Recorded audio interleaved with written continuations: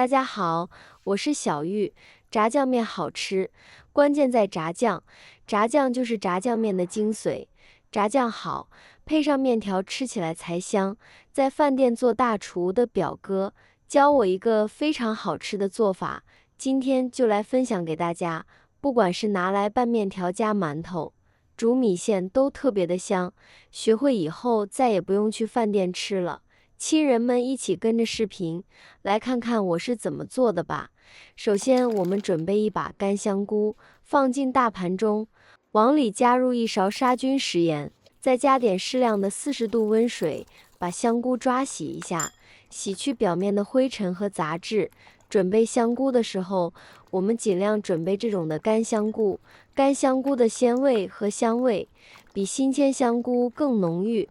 干香菇用温水反复多淘洗几次就可以了。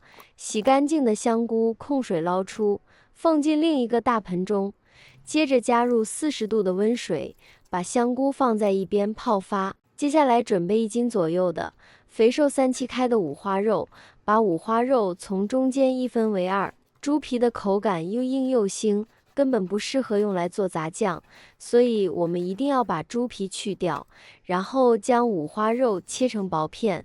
我们做杂酱想要好吃的话，就一定要用这种肥瘦3七开的五花肉，里面一定要带一点肥肉，吃起来才够香。不然的话，做出来的杂酱会发柴，不仅容易塞牙，而且还不好吃。五花肉全部切好后，再改刀剁成肉末。做杂酱的肉馅不要剁得太细，我们剁成黄豆大小即可，这样吃起来口感会比较好，能够吃出肉的颗粒感。所以说我们在这里千万不能偷懒，不要想着用绞肉机来绞。绞肉机在工作时，十字刀片会高速运转，会让肉升温，并且分离得很彻底，这样肉的口感就会变柴。所以建议大家不要偷懒，纯手工来剁，剁成像视频中这种粗细均匀的肉末就可以了。全部剁好后收入盘中备用。接着在阳台拔一小撮香葱回来，把它们切成迷人葱花。切的时候我们记住要切得细一点，那样它的葱香味才会十足，吃起来才更香。家里有条件的朋友可以多准备一点香葱。葱花全部切好后也放入盘中备用。接着准备一把带皮的大蒜，趁它们没有防备的时候，用刀背像我这样把它们拍扁。拍过的大蒜更容易出蒜香味，而且用这种方式还可以快速的将蒜皮去掉。我们可以看到3两下功夫，大蒜就被全部拍扁了。拍扁后蒜皮剥起来也特别的快捷，而且还不伤我的手指甲，可以说是1秒1个也不为过。毫不费力的把大蒜皮全部剥掉后，现在我们把它剁成碎碎的蒜末，剁得越碎越好。大蒜飘香，长润健康，大家平时要多吃点大蒜哦。蒜末全部剁好后放到盘中备用。接着准备1块去皮的生姜，先把它切成薄片。我们要把生姜的外皮切掉，不要。平时我在炒菜烹饪的时候都会连着生姜皮一起用的，但是今天坚决不能用生姜皮。其实原因也非常的简单，不为其他的，就为让我们做出来的肉酱颜色更加好看。跟着把生姜皮切成细丝，切得越细越好。最后再用刀切成生姜末。以这种方式切出来的生姜不仅非常的漂亮，而且香味也非常的浓郁，但是感觉还是差了一点。那么我们用刀再把生姜剁一剁，剁得更碎，香味就越浓。全部剁好后也放入盘中备用。现在我们的香菇也应该泡发好了，可以看到香菇每一朵都被泡的非常的肥厚，就像新鲜的香菇一样。现在我们用手把香菇里面的水分挤干，可以看到泡过香菇的这个水呈现茶褐色了。那么泡完香菇的这个水也不要倒掉了，一会还要派上用场。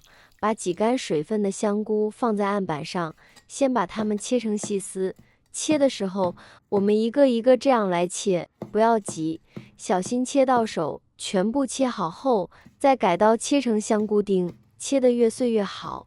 切好之后，我们再用菜刀剁一剁，剁得更碎一点，这样有利于香菇里面的香气更好的被释放出来。全部剁好后，放入盘中备用。把锅烧热，然后在里面倒入多一点的花生油，接着我们轻轻地晃动一下锅，用油把锅的里面完全浸润透。这个动作就是我们传说中的热锅凉油了。等下我们在炒肉末、炸肉末的过程中，就不会出现粘锅的现象了。现在把猪肉末倒到油锅里面，慢慢的煸炒，把肉末煸炒至微微发黄，炒出肉的香气。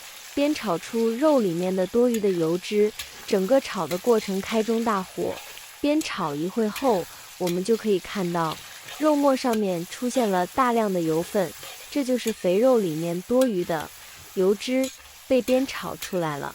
还可以看到这个油比较浑浊，这就说明肉末里面还含有大量的水分，这说明我们还要继续煸炒，直到把肉末里面的水分完全煸干为止。在整个煸炒的过程中，我们都要用铲子不停地翻动，不能有半分的马虎，以防止肉末受热不均匀，有的已经被煸糊了，而有的还没被煸炒到，一直把肉末煸成像视频中这种微微发黄的样子，并且可以看到锅里面的油变得十分清澈不浑浊的样子，就说明锅里面的水分也已经被彻底炒干了。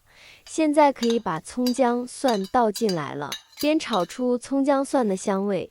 煸炒出香味后，再把香菇丁倒进来，继续不停地翻炒。这个过程主要是要把香菇里面的水分炒干。这个过程我用了5分钟的时间，因为所用到材料和用量的多少都不一样，我们所用的时间也有所区别。所以说呢，这没有一个固定的时间。翻炒了5分钟后，我们现在来调个味，加入1勺鸡精、1勺白糖提鲜，适量的味精，再准备半勺的老抽调色，2大勺的黄豆酱，1勺甜面酱。黄豆酱和甜面酱的比例是2:1。紧接着快速的翻动铲子，把食材炒出酱香味。这个过程我又炒了1分钟左右。现在把泡了香菇的水倒一点点进来，不要全部倒进来，这样可以让炒出来的肉酱香味更浓郁，而且吃起来呢会爆汁水，不硬不柴，更好吃。这个过程我们还是要不停的翻炒，直到把里面的水分完全炒干。炒得越干，杂酱保存的时间越久，炒成这种油是油、肉是肉的状态。现在往里面加入适量的芝麻香油，继续不停地翻炒1分钟。我现在每天都用心分享做菜小技巧，亲们能不能给我个免费的爱心，鼓励一下？万分感谢您了。1分钟后，咱们的杂酱就做好了。哇，真的是太香了，整个小区都应该能闻到香味。把杂酱盛入大碗中，然后用勺子压一压，把所有的肉酱全部浸泡在油里面，一定要让油将所有的食材完全浸泡起来，这样才能让杂酱保存更长的时间，不变质。最后用做好的杂酱给大家分享一个杂酱番薯粉丝的做法。首先准备一个小碗，倒入适量的陈醋、适量的薄盐生抽、1小勺灵魂食盐、1丢兜鸡精、1把香菜段和葱花，倒入刚才煮过番薯粉丝的汤水，把所有食材的香气激发出来。接着把煮好的番薯粉丝也加进来，烫几根青菜加进来，最后加上我们的秘制杂酱，1碗很好吃的杂酱番薯粉丝就做好了。搅拌均匀就可以美美的享用了。我先来上一口，真的是太香了，太好吃了。喜欢的亲人们可以收藏起来试一试哦。